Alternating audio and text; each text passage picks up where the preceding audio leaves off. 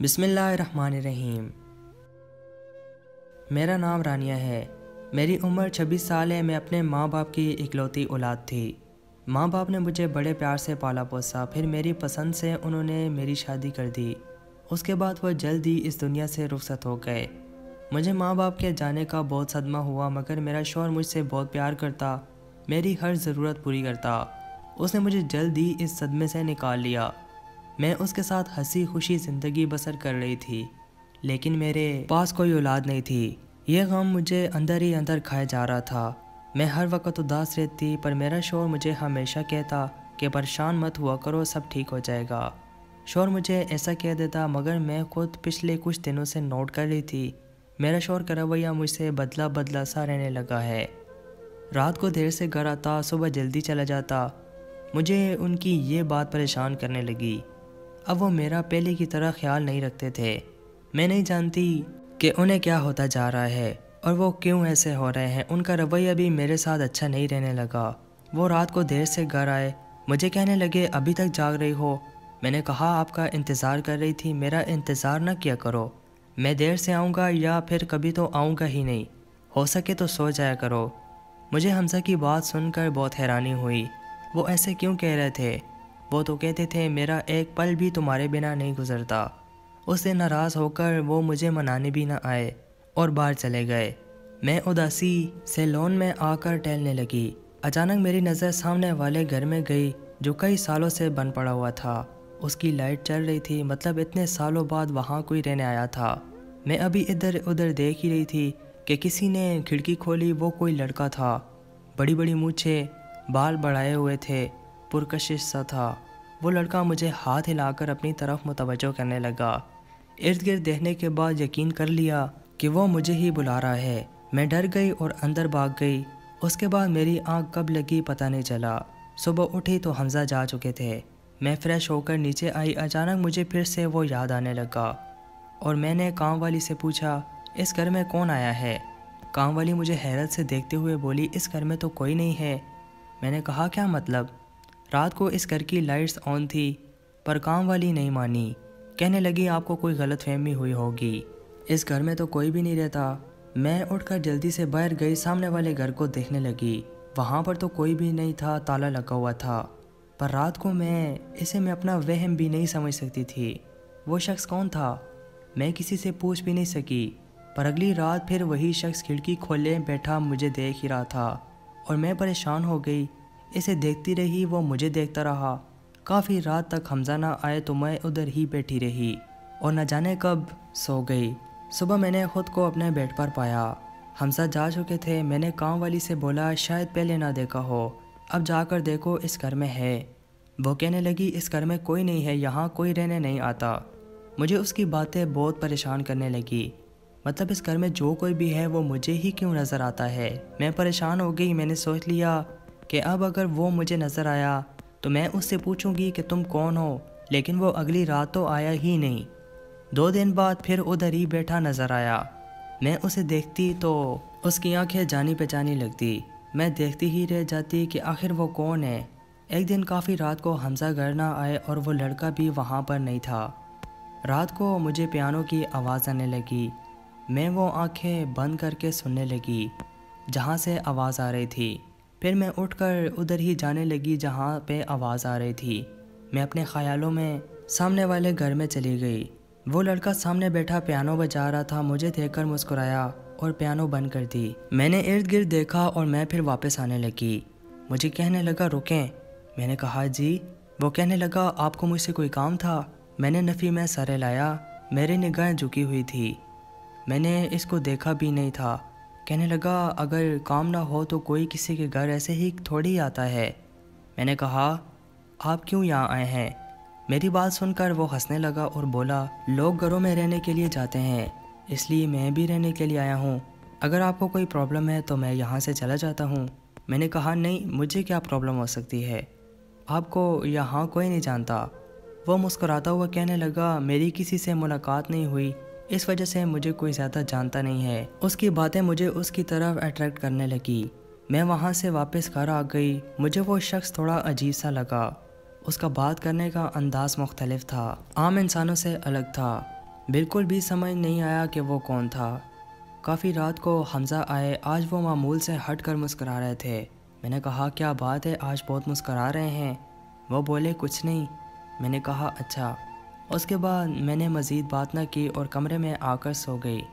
رات کو اچانک میری آنکھ کھلی تو مجھے یوں لگا کہ ابھی بھی کوئی پیانو بجا رہا ہے، ابھی بھی اس کی آواز آ رہی ہے۔ میں نے ارد گرد دیکھا تو حمزہ نہیں تھا۔ تھوڑی دیر کے بعد حمزہ آ گیا اور پوچھنے لگا کیا ہوا، اتنی رات کو کیوں جاگ رہی ہو؟ میں نے کہا کچھ نہیں، بس اچانک آنکھ کھل گئی تھی۔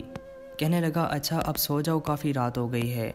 میں نے سونے کی کوشش کی پر میرے حواسوں پر تو جیسے وہی ہی چھایا ہوا تھا۔ مجھے کچھ بھی سمجھ نہیں آ رہی تھی کہ وہ چاہتا کیا ہے۔ دن گزرنے لگے، اکثر وہ رات کو بیٹھا ہوا ہوتا، میں اسے دیکھتی رہتی، وہ کبھی کبھی تو مجھے جانا پہچانا سا لگتا۔ پھر میں کہتی کہ شاید میں نے اسے کہیں دیکھا ہو۔ میں انہی سوچوں میں گم تھی کہ وہ وہاں سے اچانک غائب ہو گیا۔ میں اسے ارد گرد دیکھنے لگی، تھوڑی دیر کے بعد وہ ہمارے لان میں آ گیا۔ میں نے گھبراتے ہوئے پوچھا آپ یہاں کیا کر رہے ہیں؟ وہ کہنے لگا ویسے ہی آیا ہوں۔ کیوں، آپ کو کوئی مسئلہ ہے تو میں یہاں سے چلا جاتا ہوں۔ نہیں مجھے کوئی مسئلہ نہیں ہے، آپ ویٹ کر لیں، ابھی میرے شوہر آ جائیں گے۔ وہ بھی وہیں چیئر پر بیٹھ گیا۔ میں اس کے لیے چائے بنا کر لائی، وہ مجھ سے باتیں کرنے لگا اور بولا آپ کا شوہر اتنا لیٹ آتا ہے، آپ کو ڈر نہیں لگتا؟ میں نے مسکراتے ہوئے کہا نہیں بس آج ہی لیٹ ہوئے ہیں، پہلے کبھی اتنا لیٹ نہیں ہوئے۔ پھر عجیب سا سوال پوچھنے لگا آپ کا شوہر آپ سے کتنا پیار کرتا ہے؟ میں نے کہا جس کی کوئی انتہا نہیں۔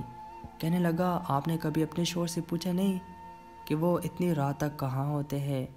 نہیں، مجھے یہ پوچھنے کی ضرورت نہیں ہے کیونکہ مجھے اپنے شوہر پر بھروسہ ہے۔ پھر وہ وہاں سے جاتے ہوئے کہنے لگا لوگ صدیوں سالوں کا ساتھ چھوڑ جاتے ہیں، آپ کیسے اتنا اندھا اعتبار کر سکتی ہیں؟ مجھے اس کی بات بہت عجیب لگی، وہ کون تھا اور مجھ سے یہ باتیں کیوں کرنے آیا تھا؟ میں ابھی وہیں بیٹھی تھی کہ حمزہ بھی آ گئے اور مجھ سے پوچھنے لگے کون آیا تھا؟ میں نے کہا کوئی نہیں، آپ کیوں پوچھ رہے ہیں؟ شوہر نے کہا یہ ٹیبل پر پڑا ہوا کپ، جہاں تک میرا خیال ہے اس وقت تم بالکل بھی چائے نہیں پیتی۔ وہ میرا سر درد تھا اس وجہ سے اپنے لیے چائے بنائی تھی۔ اچھا بیگم تم کھانا لگاؤ، میں فریش ہو کر آتا ہوں۔ میں نے کہا ٹھیک ہے۔ میں یہ کہہ کر کھانا لگانے کچن میں چلی گئی، پر میرے دماغ میں اس لڑکے کی باتیں گھوم رہی تھی۔ میں سوچنے لگی کہ حمزہ کو بتا دینا چاہیے کہ کوئی آیا تھا، لیکن اگر حمزہ مائنڈ کر گئے تو۔ میں خاموشی سے چپ کر کے بیٹھ گئی۔ وہ مجھے پوچھنے لگے اتنی چپ کیوں ہو؟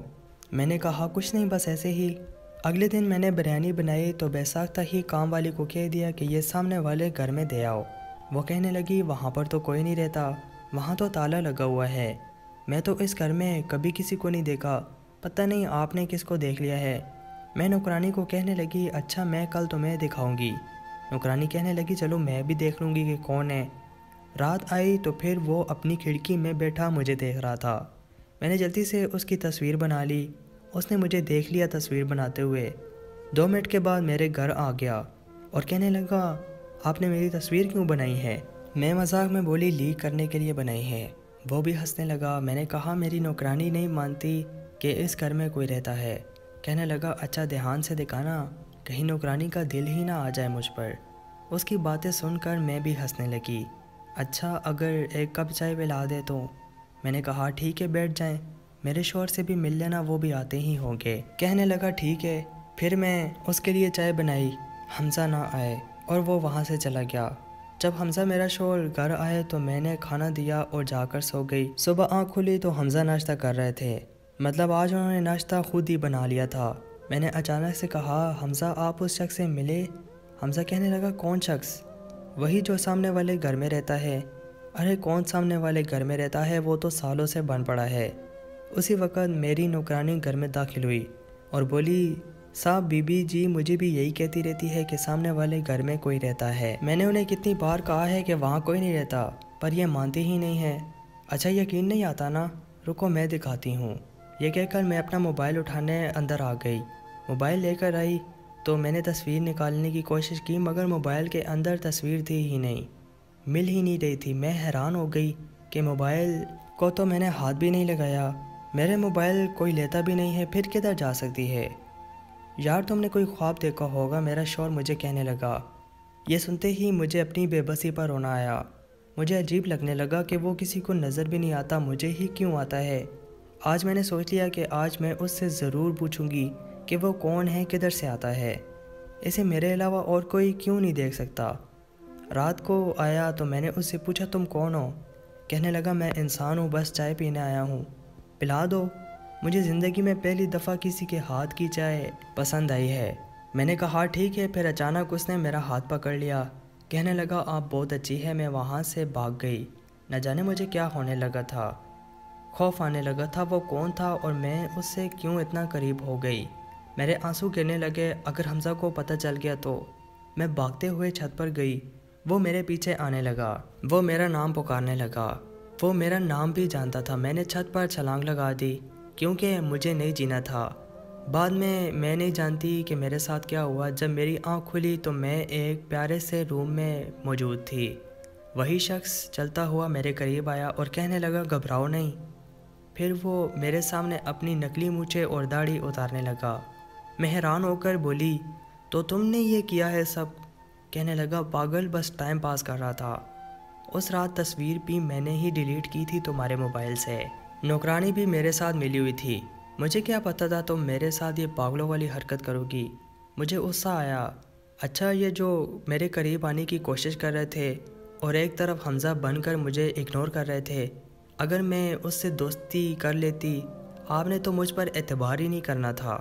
کہنے لگا پاگل، میں نے بس مزاح کیا تھا، مجھے تم پر پورا بھروسہ ہے۔